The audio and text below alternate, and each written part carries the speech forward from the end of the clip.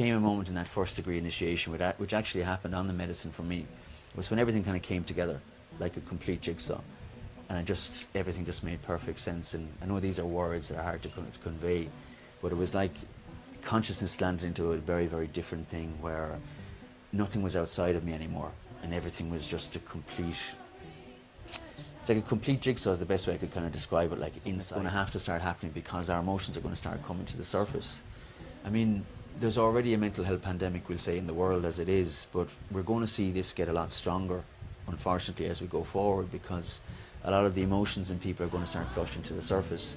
And unfortunately, again, that Western approach isn't... not deal with that. Yeah, it's not designed to be very dark places, you know, as these journeys do, but those dark places were really, really deep teaching for me as well, for what I use now, we'll say, of understanding my journey, understanding what happens in this journey about consciousness, about the soul, about, you know, the shadow, the unconscious, and now what I'm able to give back to other people is what I've learned in that journey. If we expand our consciousness enough, what's happening is we're actually merging more with the all. So we're actually sensating and experiencing more of what divinity is at. Because the bandwidth is widening, and that's what I was kind of saying about the masters in the beginning. That's the way that I experience them, is as the bandwidth widens, I'm able to merge with their consciousness more, which is how I get that information kind of comes through, we'll say. And so there's just different degrees of every single person on the planet goes through mental health problems. I know. Every single person, there's no shame in it, there's nothing wrong with it, and it's, you know, it's a level of strength for people to be able to kind of step forward and get that help. And it's there. And go through it, basically. Come the other side, and it might be the beginning of something beautiful.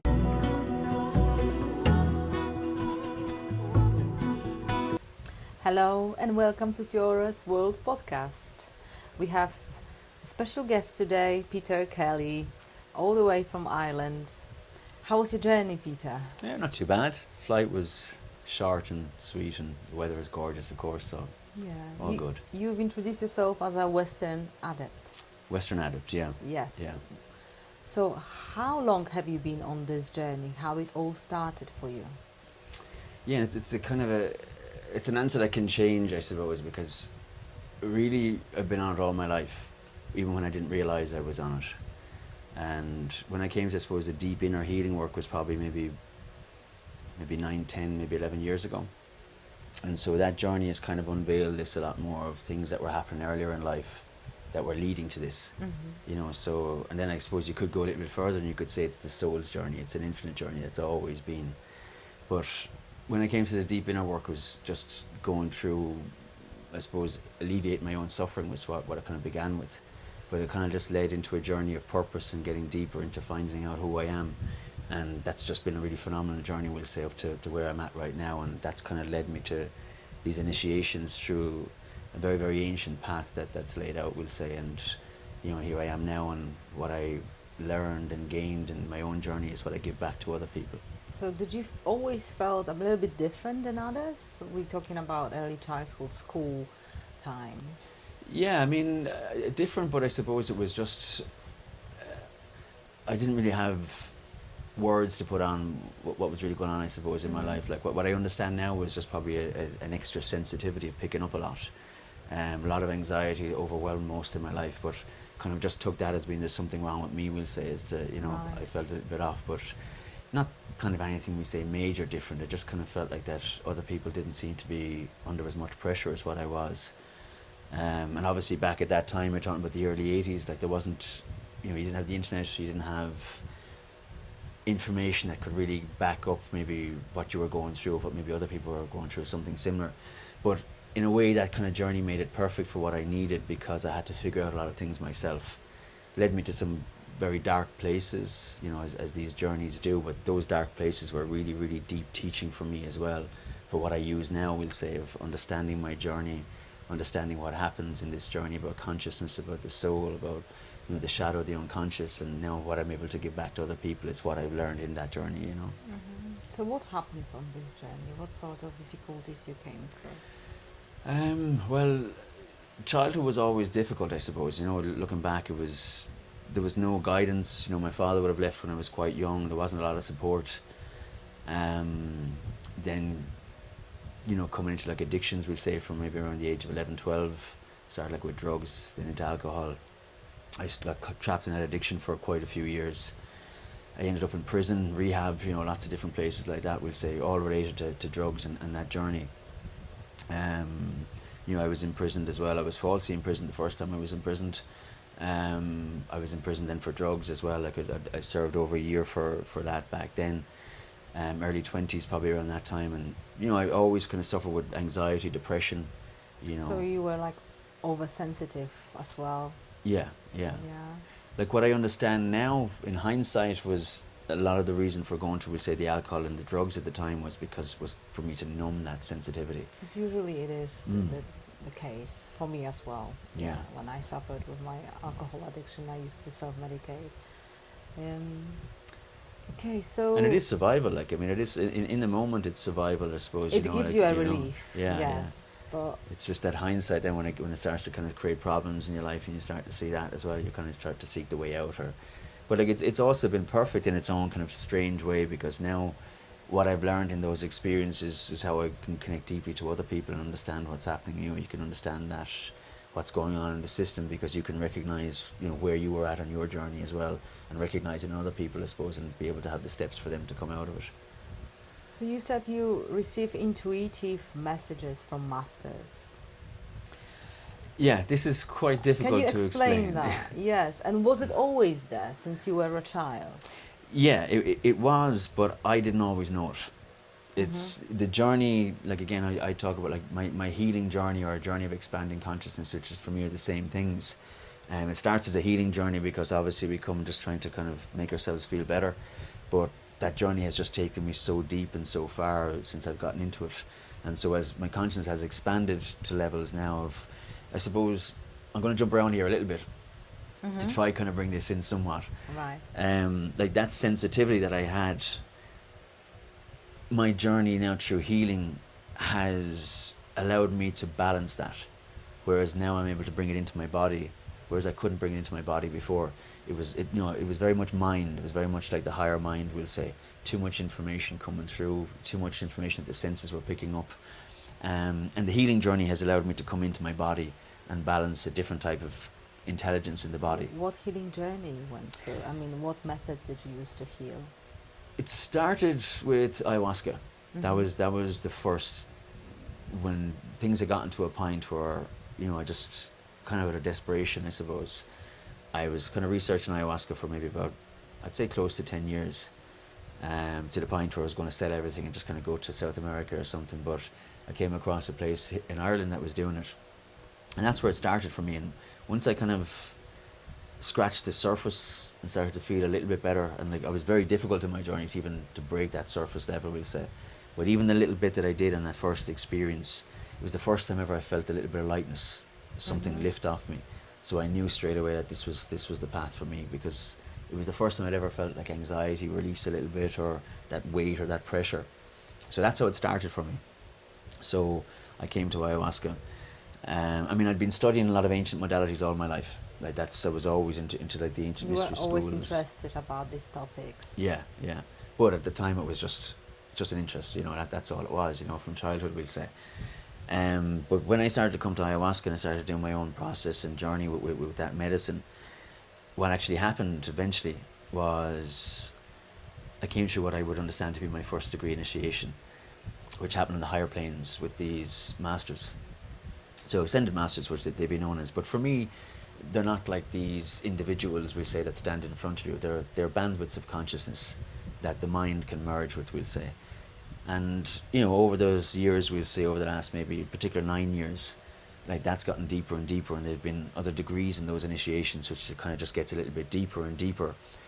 And over that journey, now I understand what was going on a lot more in my childhood.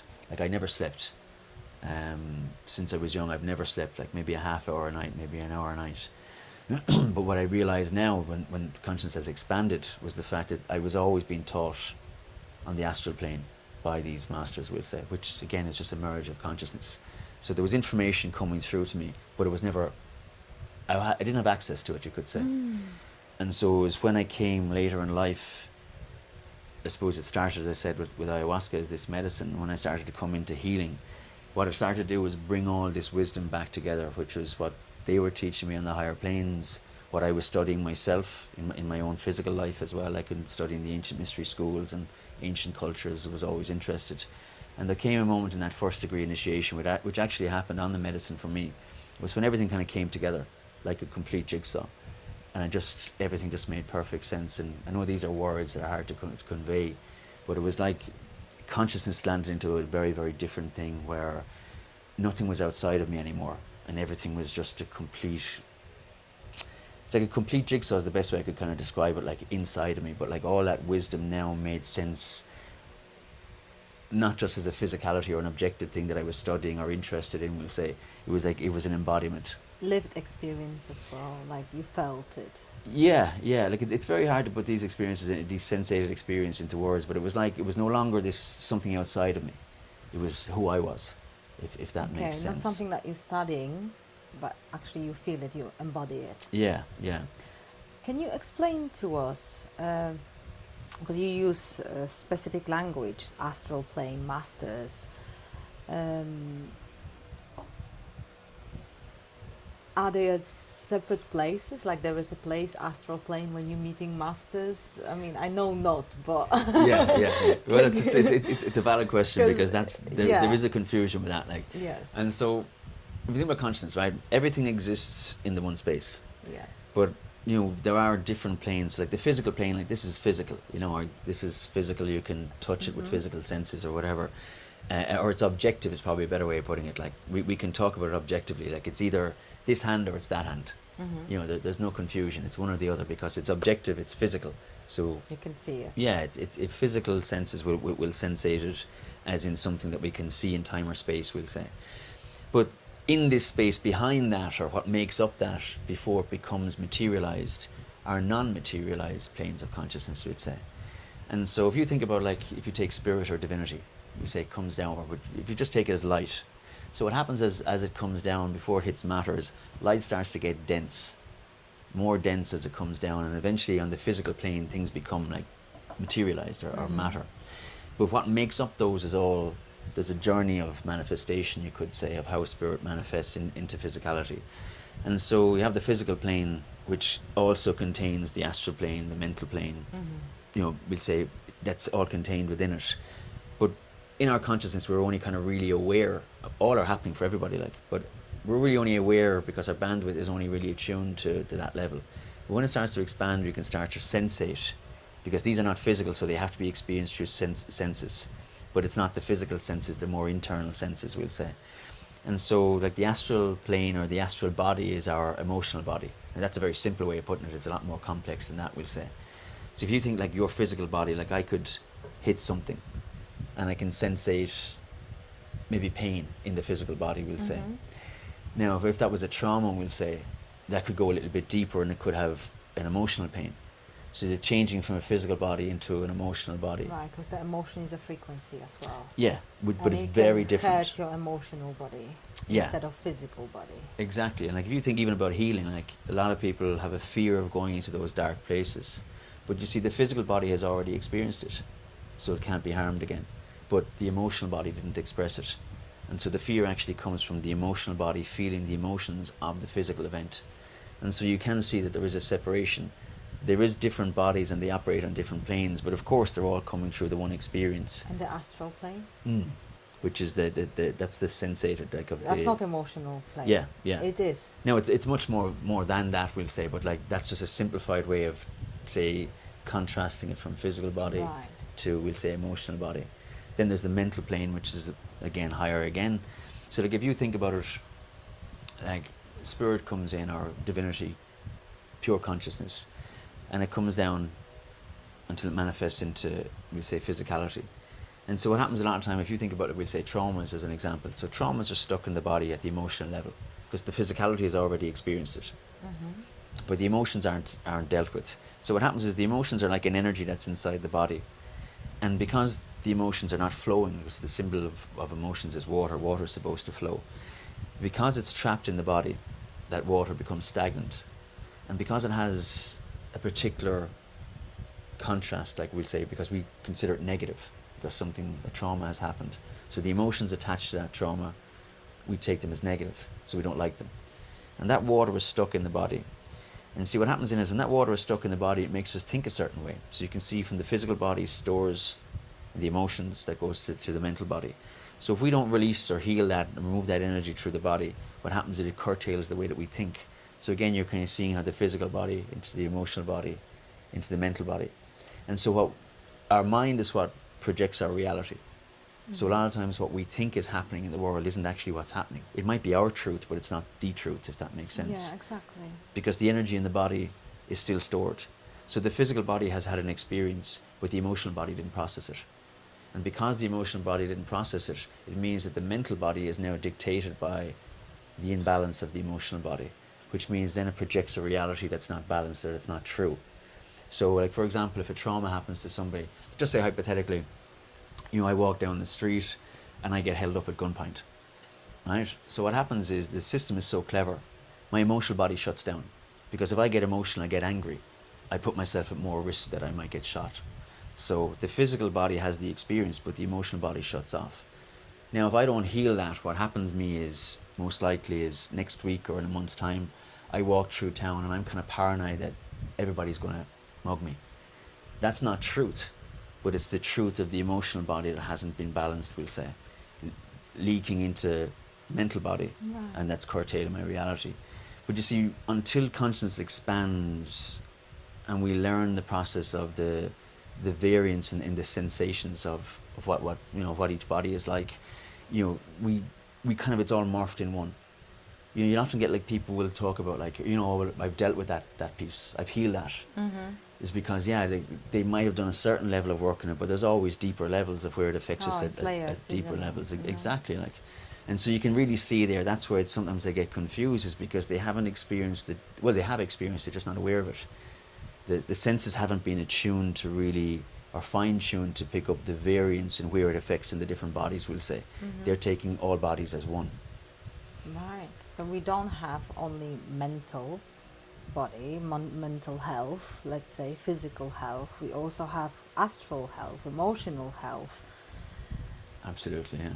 Yeah. So And would you say these should be same like approach like physical health?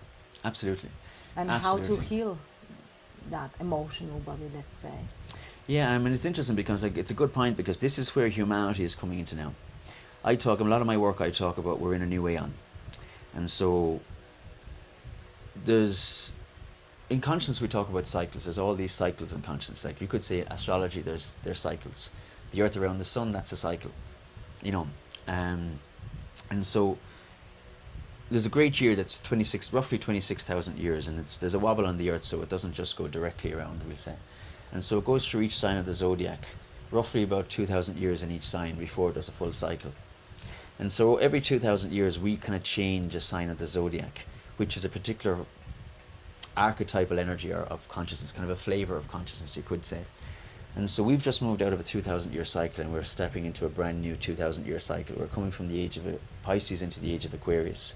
So that's what you're seeing, the chaos in this world at the moment, is because people are still trying to hold on to doing things the old way, but that doesn't work in the new way because we're in a whole new frequency of consciousness. And so one thing that happens as consciousness evolves constantly is it's evolving, which means it's evolving upwards. We evolve with it because we're part of consciousness. And you see the frequency moves up. Frequency heightens when we evolve, and in particular when you go from one aeon into another, it's like a marker level where consciousness moves up, which means that what you're seeing in humanity now is a lot of karma that's stuck in the physical body, which is, you could say, is the emotional body, is now really flushing to the surface. Because the frequency that we're in now is higher, which means that it won't hold the lower densities anymore. And so that's a lot of the chaos that we see in the world. A lot of people have really experienced a really intense couple of years over the last couple of years, especially the last 12 months. And that's because what's happening is we are now evolving higher, where we're now starting, as humanity is evolving, to start to learn to process our emotional body a lot more. And so this is the next journey in humanity's evolution, where we're going to have to start learning to deal with the emotional body.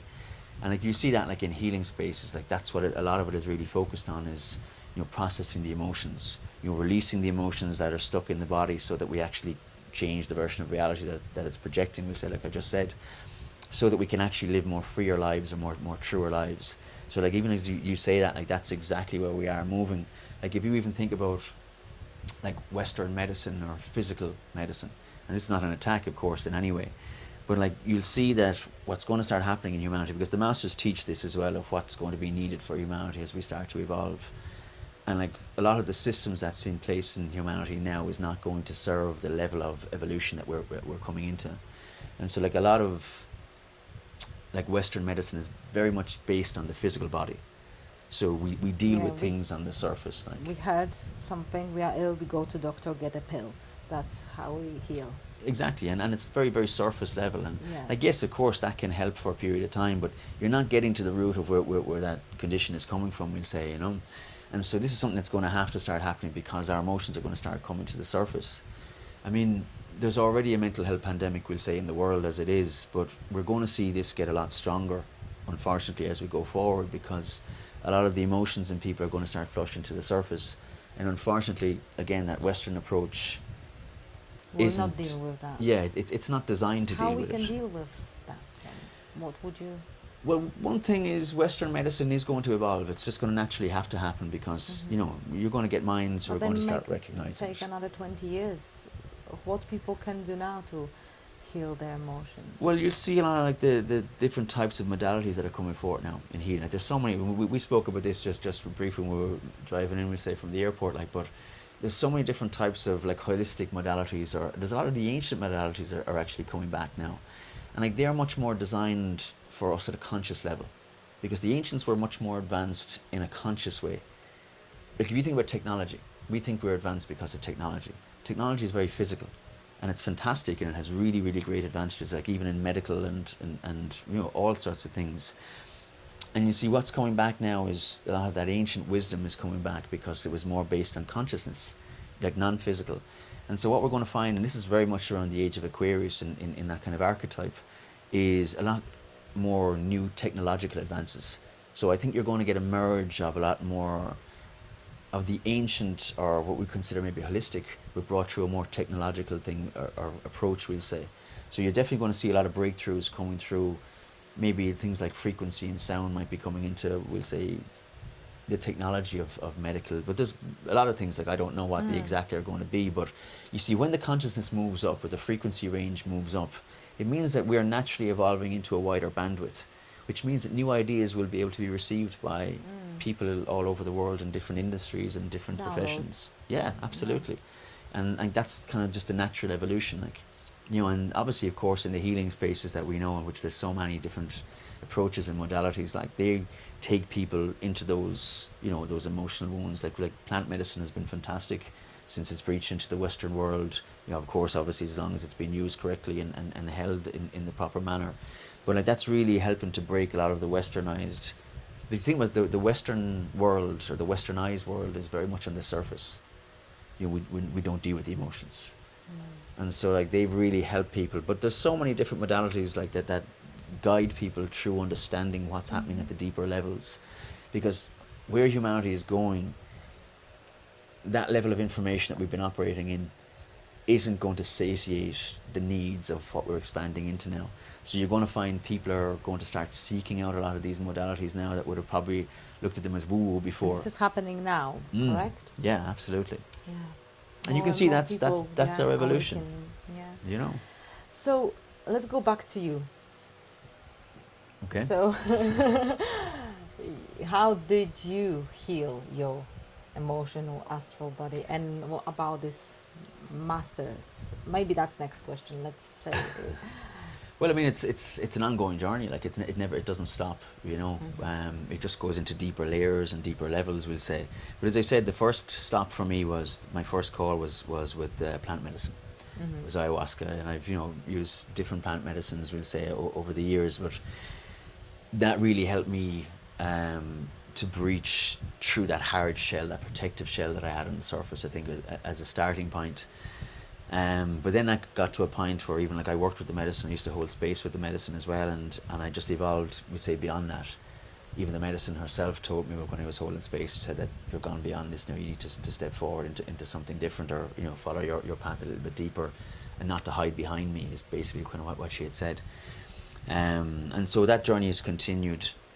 I suppose now without medicine, but just again, if you think about medicine, like medicine is a tool with all you know respect to the medicine. Like it's a tool that's supposed to help us to deal with deeper aspects of life, not supposed to be a crutch.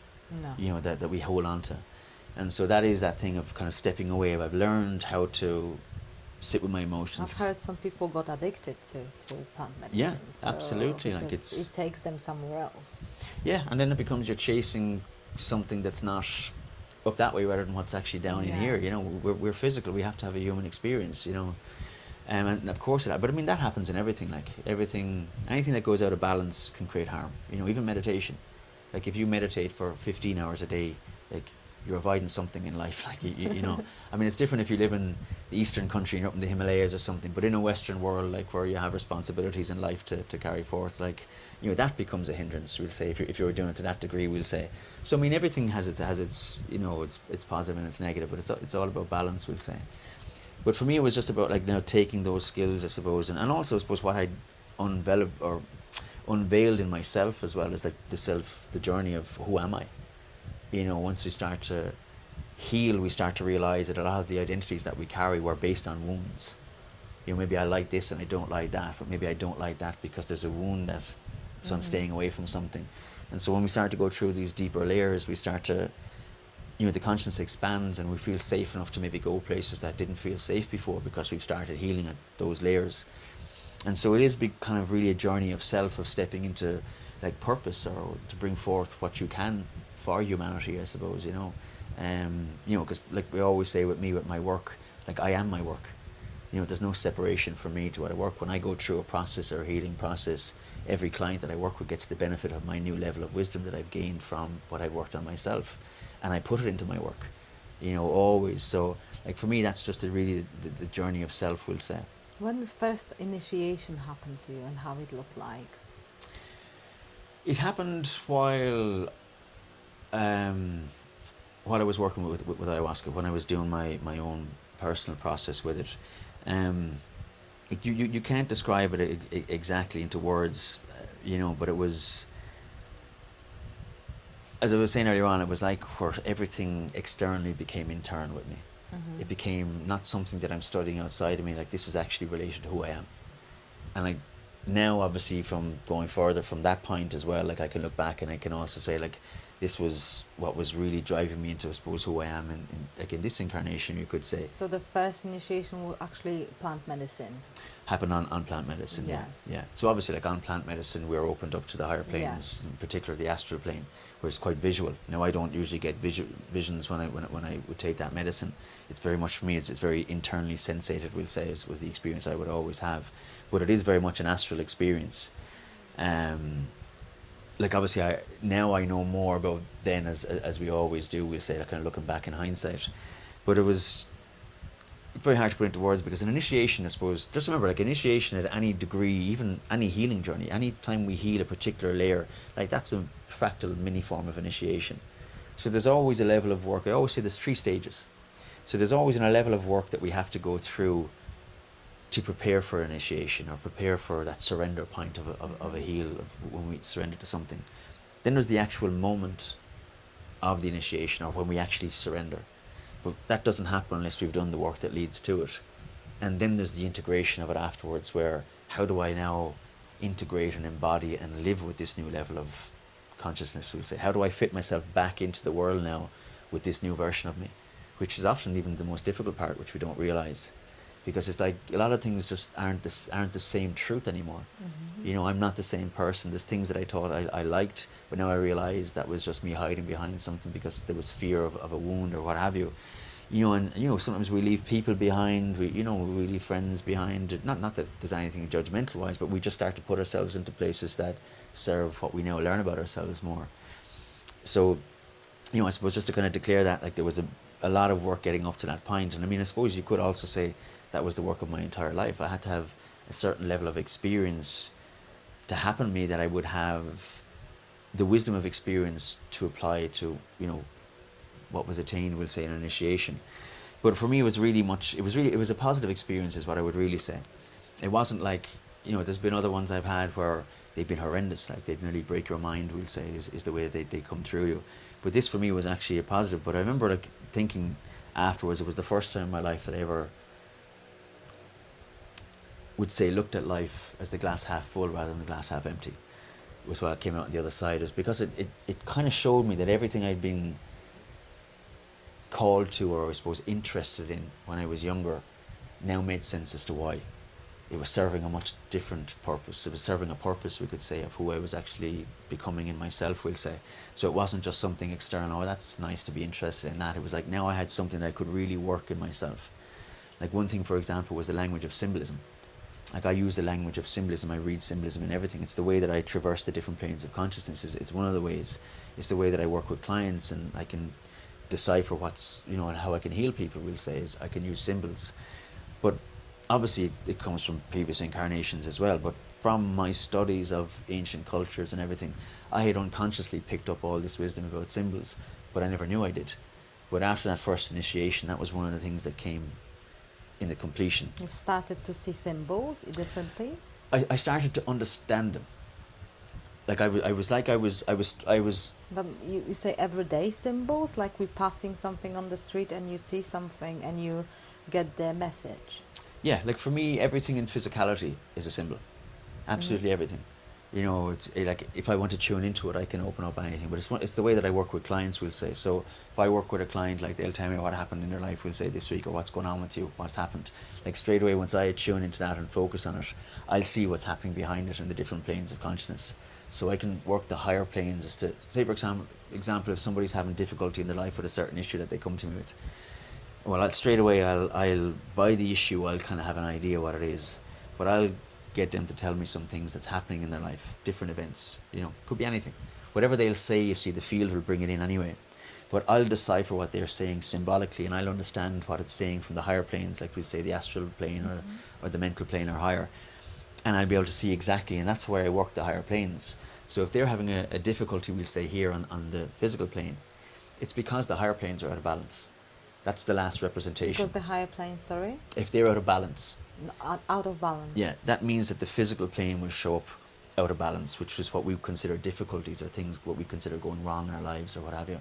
So I'll straight away be able to work them at the higher planes, because I'll be able to use the symbols to follow that path back up and find the energetics that are out of balance, and I can work them, which then recalibrates the physical reality, if that makes sense. Wow, brilliant. But that also has developed over, we'll say, further initiations, but that language of symbolism was something that I was learning without knowing I was learning it, we'll say, all my life.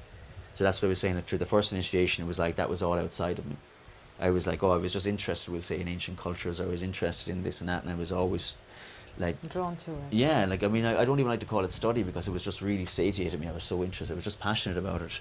But it was just that to me at that time, we'll say. It was just something that I'd read this and that everywhere I go, or what have you, or I'd pick up a piece of information. Without any plan to use it in the future, basically. Yeah, exactly. But that takes you back to the purpose and self of the journey. Like, there's no such thing as a coincidence. Like, it was leading me someplace. You know, when I was then came to, we say, starting to work some deeper layers of myself, I got to that point which I consider that first degree initiation, was where that all came in. And rather than me, which I had been, of course, studying these things outside of myself, they almost kind of moved from inside of me outwards. And it's now that it all started to make sense. So I could start to see the value of what the information of these symbols were to people, places, things, we could say. Which was also a shift in reality-based consciousness, which I started to see everything around me as information, not just, you know, I could say, look at the curtain here, you know what I mean, as it moves. If I really want to focus on that, I could have that speak to me. I could take information for it, like by connecting my field to it. Wow. You know, you could say the shadow moves if I take the darkness of the curtain and to allow it to move so it can flow and it can release, you know, whatever. Like, if you can zone into things, and, you know, if I connect to my own field, I let it speak to me the way it needs to speak to me. Or if I'm working with a client, I connect in their field and I'll find the symbols and what they speak in relation. Are you saying that even material things have a consciousness then? Yeah.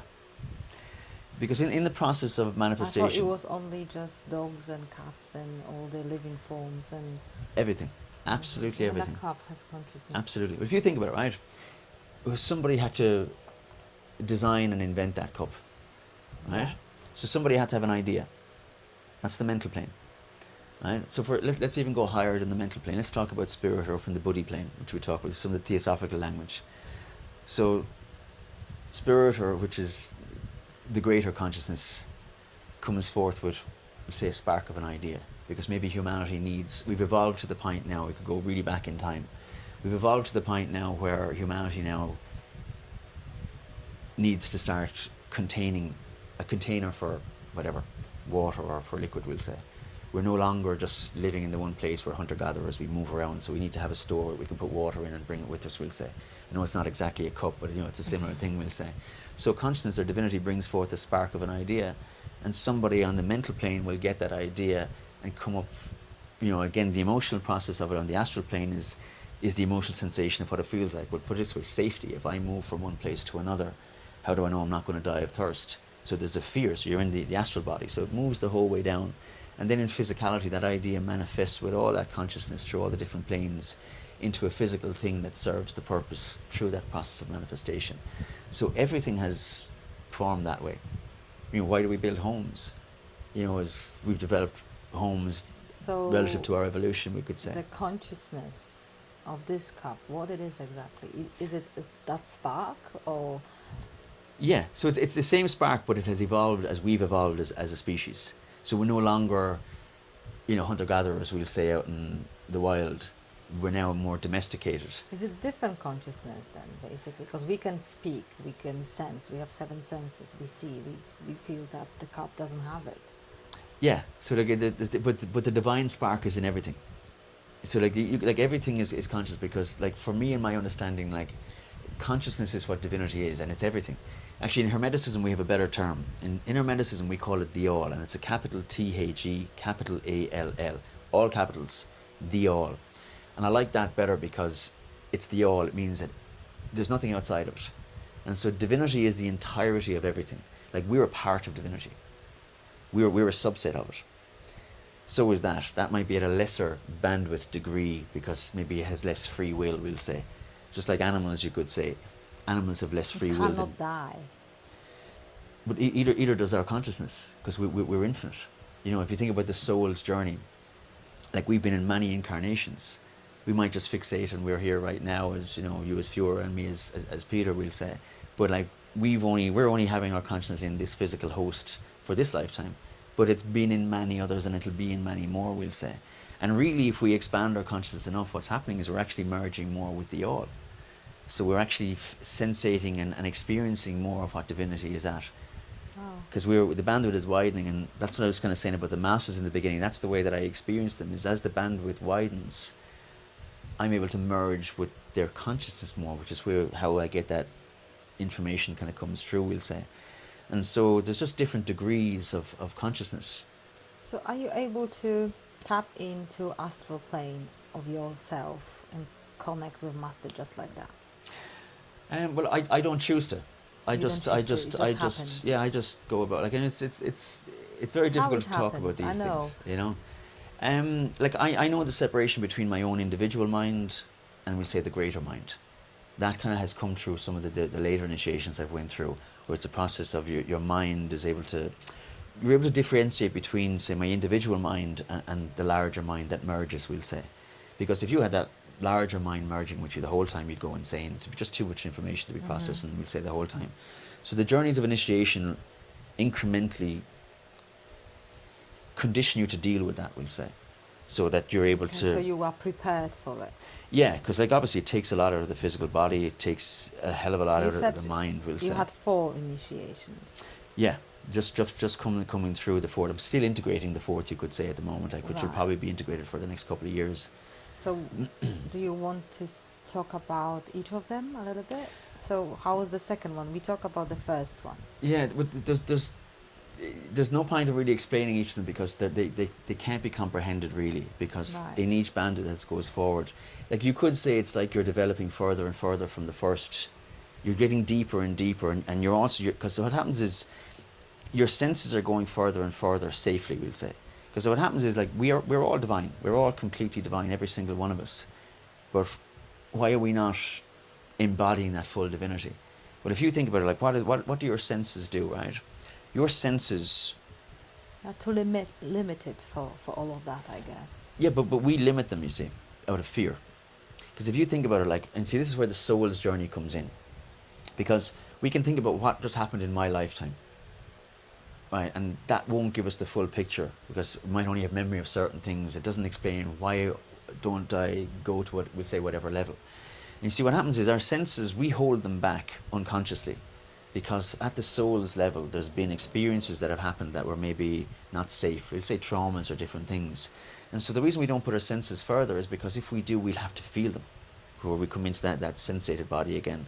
And so we don't even realize this until we go through the journey and you have the realization, we'll say, on the other side of a healing experience or something, you could say. But our senses don't go that far because we're afraid of what they pick up. It's like, you know, for example... It's a safety mechanism. Absolutely, absolutely. And so we only put our senses where we feel safe. So if you go through a healing process, we'll say like an emotional process, on the other side, you can now put your senses there because there's no longer fear about feeling it because you've now felt it. So your senses can expand a little bit further. And when they expand a little bit further, just remember your senses pick back sensory information, that we process the information, and that's how we curtail our reality. And so as the senses start to go further and further, we start picking up more and more. And when they start going further and further, we start to sensate the variance between, we'll say, those planes of consciousness that I'm talking about. And so the more that the walls of our protectors come down and come down and come down, the further our senses grow because we feel safe, we'll say. And then they start to pick up much more detailed sensory information, which is where we can start to understand the navigation of these planes and the different bodies. So separating just that physical experience of all planes and all bodies into a physical experience with variance of bodies and planes of consciousness. Because we're now feeling okay and safe to kind of put our senses further and further. And like, it's another way of saying, like, as the senses go further and further, that's us expanding our bandwidth, because we're allowing a much more wider frequency range of information, sensated information, to come into us. What do you mean our senses get stronger? Like you see more, you smell more, you taste more, or? Well, yes, but not exactly, because it's kind of more unconscious. And you see, the paradox we have here is mostly we're only used to our physical plane consciousness. So we're thinking about, like, what you're describing there, like, are really the physical expression of those senses. So yes, they will get better, of course, but they start working in a different way. They start working, not, we'll say, so much as smell or touch, we'll say, but they start working at a more unconscious level. Because again, we're talking about planes that are not physical. So the senses naturally adapt to start reading this information that's not physical. Very, very difficult to put this into words. But so intuitively? Yeah, absolutely. But if you can imagine, if you've had enough experience of something, you start to get to know it. You know, you know, it's like anything. Like a good example is, we'll say, like water. I use this sometimes as an example. So let's say, for example, I've read everything about water. I've spoke to every expert about water, but I've never been in water. I've never submerged. Go to water? No, I'm just saying as an example. Okay. Right? Could do it with water today with the weather. But just say, for an example, right? You've never been submerged in water, right? You've never been in the ocean, we'll say, or any water. But you've read every book about water, and you've spoke to every expert about water. So you know all the information about water. So that's like material plane consciousness, right? I can understand it, I can read every book, and it can be described in detail. But I've never actually felt the sensory experience of what it's like to be in water. Now, that's very, very different information. Yes. You know, like you'd feel the current of the water, you might feel some particles brush across, you know, the hairs on your skin, or what's it like to hold your breath? What does pressure feel like in the body when you hold your breath or you go deep, we'll say. Like, that's sensory information. That can't be gotten in a book, we'll say. It's a very different experience. And so the expert on that side, it's a completely different world to the expert who's actually maybe a diver or something, we'll say, you know, in this analogy. But you see the way, like, what will happen is your senses will naturally adapt to new experiences because we're going into new environments. So it's kind of like that, you see, is like, it doesn't happen, like, it's not like a slap and you're explode into this new world, we'll say. Like, it's an incremental journey. So it's like day by day, as you heal something, you're integrating it. And that part of your integration, as I was saying, is how to adapt back into this physical society again.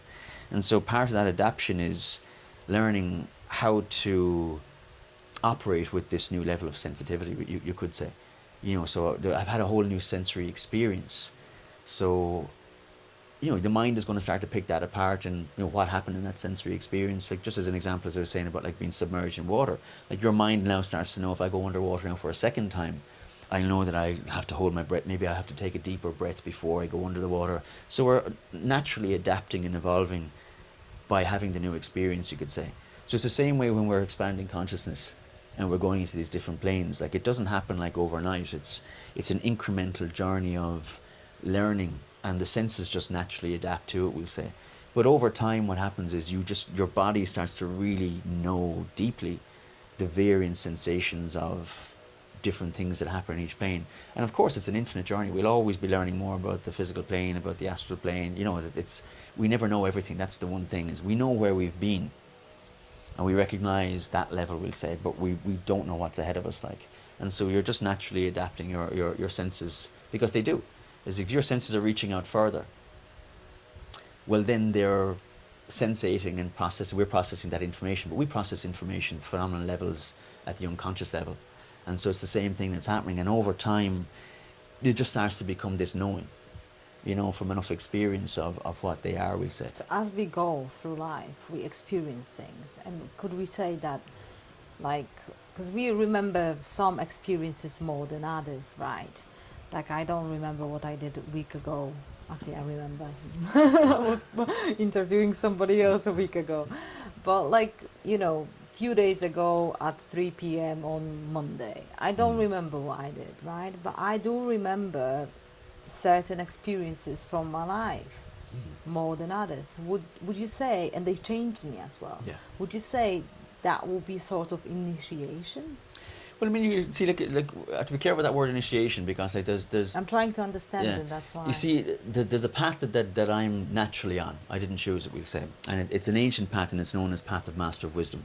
And that's when I talk about initiations and those degrees. I'm talking about initiations from this specific path, we'll say, which mark these kind of really milestone degrees, we'll say. But I mean, initiation, just like everything in consciousness, is fractal. So like that could be initiation. But I mean, becoming a parent is an initiation. Going through a healing process of something, facing a trauma, like that's an initiation, because we're breaching into a new degree of consciousness, at any level, like. So whenever we have a new experience, you could say that's an initiation, like, as well. Something new. Yeah. Okay, how do you know you are on this path? Well, from the journey I've been on, it has unveiled. As I said, when you talk about purpose, the word affinity comes to mind. Something calls us to something or someplace, but we don't even have a word for it. It's not like we seek it exactly, but of course we probably are all seeking it unconsciously. So like what I was describing about, like, the fact that I was studying these things when I was younger and all my life, and then all of a sudden it came in, and I was like, okay, now it makes sense as to why I was. So for me, like, that's kind of the way that it has unfolded. Just what I'm called to, what I'm interested in, where my soul gets called to, like that affinity of where it's called to, or what I'm interested in, what satiates me. Just the path of life that really gives me passion, we'll say, that calls me forward. Yeah. Like, that's just where that path has been. So when did it started to be for you, like, clear that you are on the master path? I would say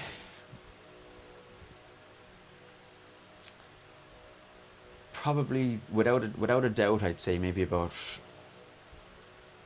years ago, 4 or 5 years ago, So I'd say. recently, Yeah. very recently. Yeah. Because again, like, it's like, as consciousness expands, and as the journey, we'll say, develops as we go further. I was saying, like, it's very hard to kind of contemplate this, or to kind of verbalize it, but like, you can imagine, if your consciousness is expanding, everything is changing, even your past. Because when you're younger, just say, for example, your bandwidth is this. So what happened in my life was X, Y, and Z. But as your consciousness expands, now your new understanding applies at your past as well. So like, even what things, like what I was saying about the masters, have been actually there with me since I was about 6 years of age. Like, I didn't realize that until maybe about 3 years ago. Because when I was younger, I didn't have the comprehension to be able to understand that, we'll say. Couldn't tune in. Yeah, absolutely. Like, so it's kind of that journey as you go forward. It just, as you follow a path that keeps expanding, or if you choose that, it means as it expands, your senses, again, going back to, like, it starts to you start to You're understand starting things. to pick up more things. Yeah, yeah, and plus, like from the experience that you've had over repetition and happening again and again, it starts to solidify. So, like for me, as an example, like I would have held myself back a lot over the last few years Yeah. because it's very hard to own this. We'll say Oh, I because can it's imagine. quite out there, like just to be quite honest, like. But like that's what I'm saying, and that's one way that journey keeps you in check is to make sure that we Right. never step into a place that we haven't truly So- embodied yet. So myself, during meditation, I have lots of amazing downloads, ideas, things like that. Would you say I'm connected to astral plane at that time? Definitely, yeah. Yeah. Absolutely. Astral plane. And it doesn't feel like me. It feels like they are random. Do you know what I mean? It's kind of coming from yeah, outside in. suddenly and like wow, you Yeah. know. Definitely. I mean, like as I said, like every single person But I is. have to put myself into certain way. It doesn't come straight away. You have to sit in silence for a long time, quite a long time, and Yeah. and then you just sort of feel like it's different consciousness. Yeah. I don't know how to explain. So Yeah, because these are very difficult things to verbalize because Yeah. they're non-physical. Like that's what we're saying is that there's a paradox in when you go beyond matter, which is because you can't objectively point to somebody what we're talking about because it's not tangible. You know that kind of way.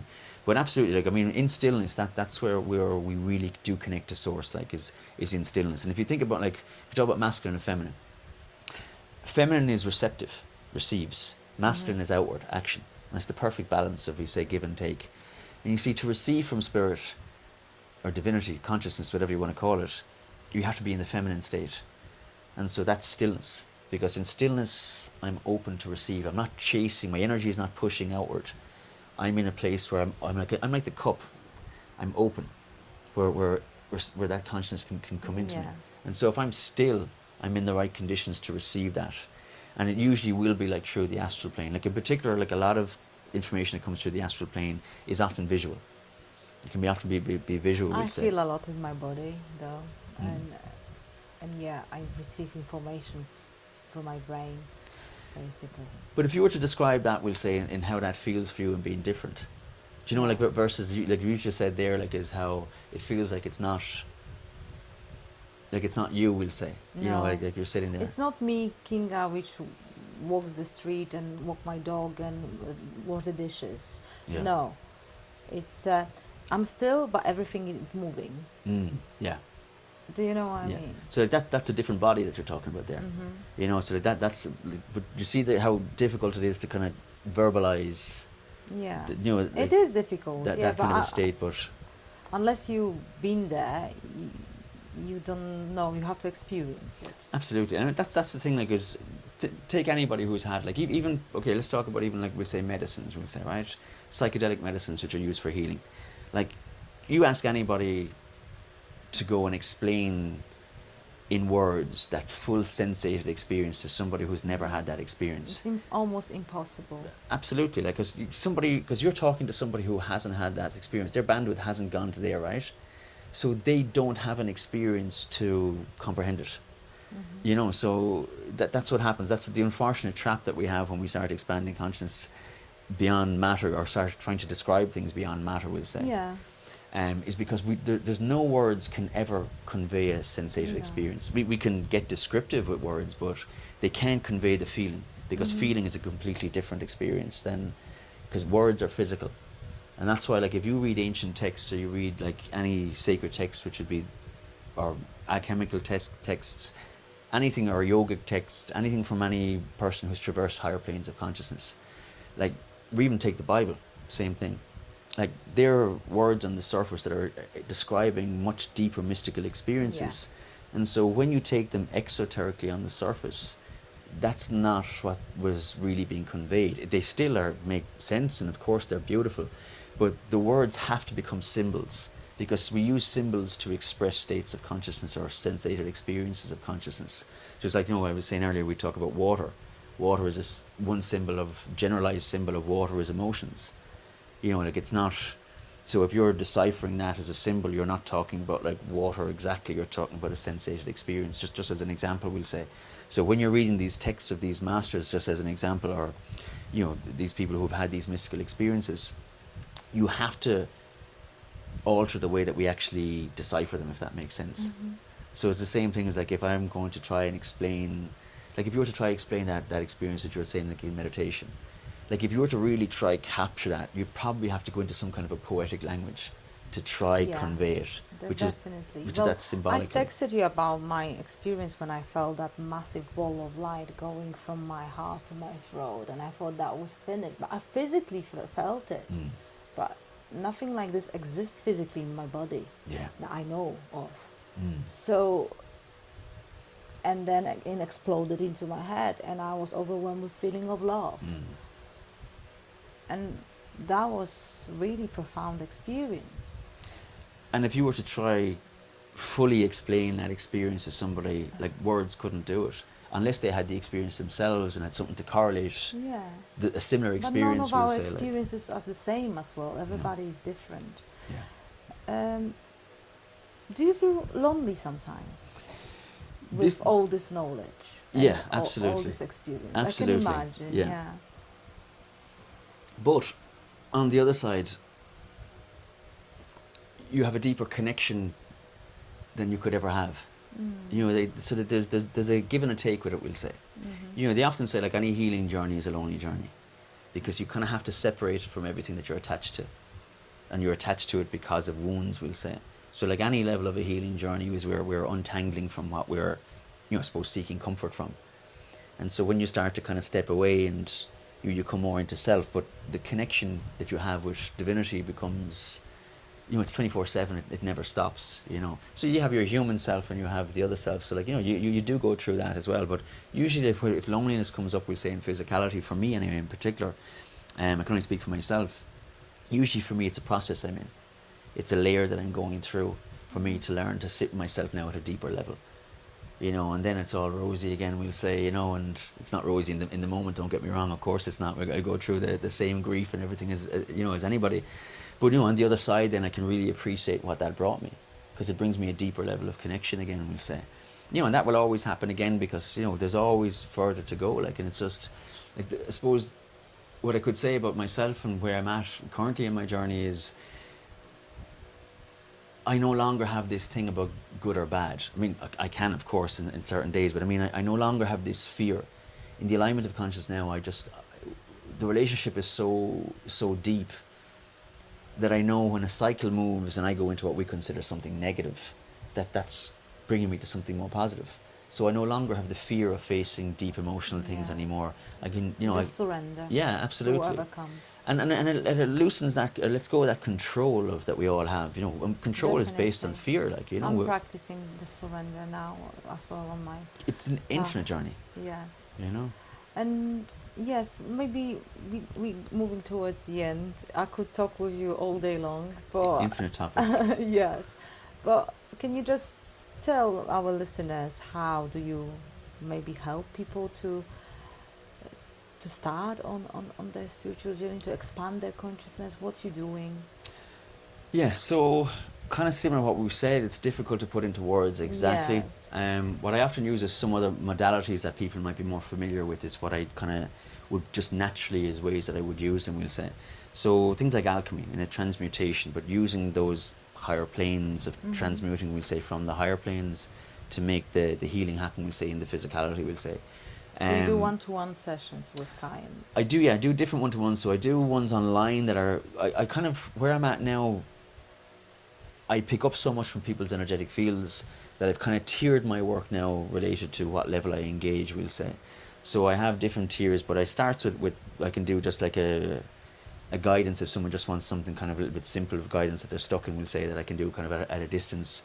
But I go into one-to-one work, which I do over Zoom. I do one-to-one work that's in person as well, which is a little bit longer and a little bit deeper. And then I have 3 varied initiatory offerings that I have, so at different scales, which are a little bit more deeper, kind of longer healing journeys, which go by the individual client, we'll say. But the top tier of my work is I have an ancient mystery school, which is a 12-month school, which is basically a consciousness school, which again can't really be put into words exactly how it's done, but kind of what we're talking about here, like, is I take people through this really deep transformational journey that they engage themselves at their level.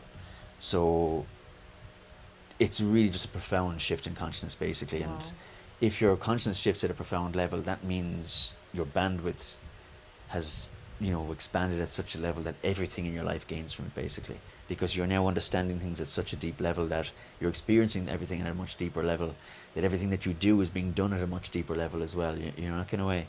So that's like the top tier of what I have. And I also have, which is not ready yet, but I have initiation through the mysteries of tarot, which is a very, very deep initiation using tarot from the very, very ancient mystery schools approach, we'll say. So that's going to be ready in a couple of months. And then I have a lower degree initiation, which is based on mythology, which is I engage the client through mythological stories, using the field that they will choose themselves, and that maybe I'll choose as well for them, depending on where they are, to nudge them through, to take them through this really, really deep, ancient, transformational kind of initiatory journey, but using mythology, but engaging them experiencing the myth in their own lives, we'll say. It's kind of hard to get to put any of these things in words, so that's kind of the main work that I do. But it's all in, like, the way I work is in the higher planes, and transmuting from the higher planes, so I can really work deep at karmic levels to create big, big shifts. So I don't approach things from the surface. I approach them back at the karmic roots where things begin. So going back into the ancestors and past lives, we'll say. Right. Do you have any website? Can you have a look? Yeah, I can add the link into the description. I will do. I'll send it over, because I've only just revamped my website. Just in case anybody would like to connect with you. Yeah, I can send it over. There's no worries at all. Thank you. Thank Is there you. anything else you'd like to add? No, I think that's it. I think we tapped into some quite out there and deep things, so covered all angles. Yeah, I think we've covered most of things. Maybe a little bit about, that will be another topic, but the advice to people who struggle with mental health, if you can. Yeah, I think the first thing, just the most important thing, is just to seek support.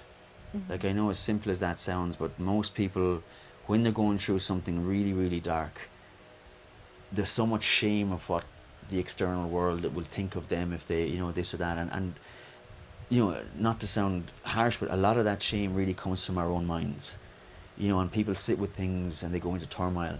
And there's so many avenues of support. There's so many modalities out there. There is absolutely 100%, there's something out there that will suit you perfectly. And there's a lot of people offering a lot of different lines of support now. But really, to ask for support, every single person on the planet goes through mental health problems.